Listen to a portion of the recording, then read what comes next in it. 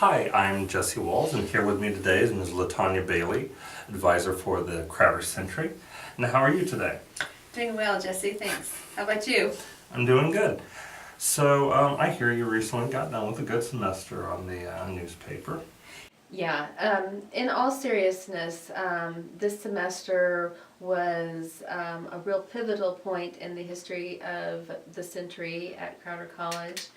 We added multimedia, and so we branched out from print media for the first time ever. The publication for the Century has been in existence since 1963, when the college was first established, and this was our first venture in something other than print. And so, yes, it's been a real learning experience with that. I can go into more detail if you'd like, but that was the gist of it, was just adding some audio and video. And you've been advisor since 1994. Yes, not 1963. Right. But 1994, yes. And what kind of evolution has the Century undergone during that time? Evolution. It is sometimes evil, it seems like, when change is brought about.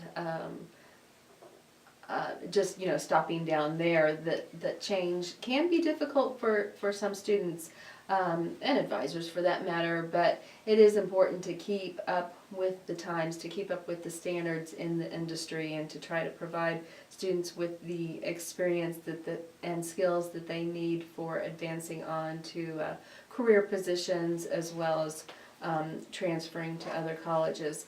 So as far as changes from like 1963 to 1994 when I started, is that what you're asking? And then From there, 1994 to during the time that you have been advising. Well, probably the biggest thing would be in technology. When we first started, it was with manual layout. We actually used glue and wax. Everything was printed out, and the articles were printed out in separate sheets using just Microsoft Word, but then changing the margins so that you would get a narrow column, and those were then cut out and ran through a waxer and then pasted onto master layout sheets that had blue repro blue grids on them. And then we either printed out the headlines, or even prior to that, we just wrote the headlines in blue pencil, and Neosho Daily actually created our headlines for us. If there were any kind of changes made, then you had to reprint and take the X-Acto knife and rearrange things, and it was really quite cumbersome and tedious.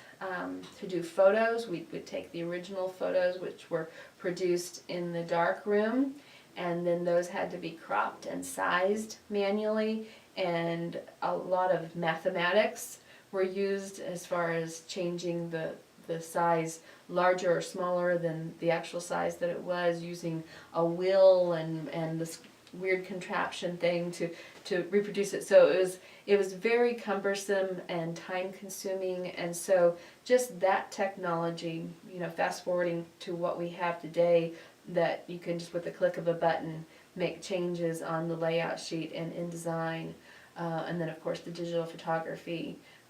Those things would be the biggest changes. And you were editor for the Century in 1988 and 1989. You're not supposed to tell people that. Yes, that is true. What was it like coming back 5 years later to be advisor for the Century?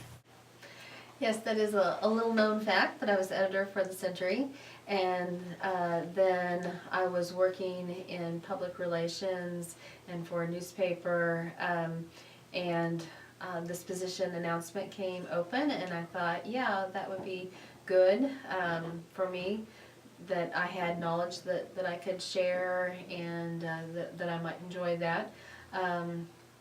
Crowder had been a good stepping stone for me prior to transferring to University of Missouri in Columbia. And so coming then as the advisor, I found that I really enjoyed it. Obviously, I wouldn't be here 20 years later if I hadn't, but really enjoyed just working with students and helping them to have the skills and the knowledge they would need to then transfer on or to have a job. So I've really enjoyed that, and it has definitely been a lifelong learning process for me. Because, you know, talking about how the technology has evolved and now here we're embarking upon something new.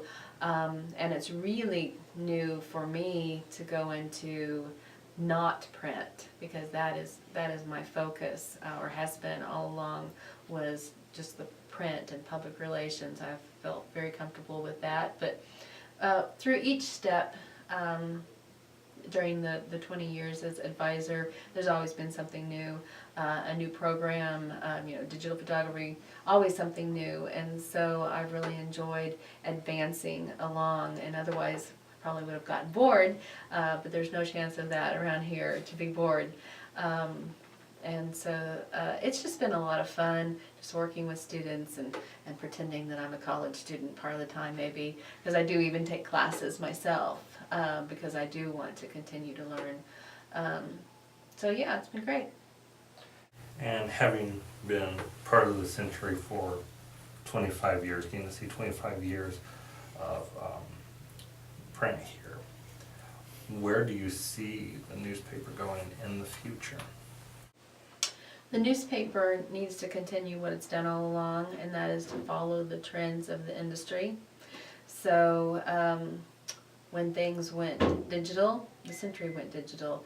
Now that there's so much social media and multimedia, that's what the Century is doing now, and becoming the whole network of providing content in various forms to an audience that wants it in different ways.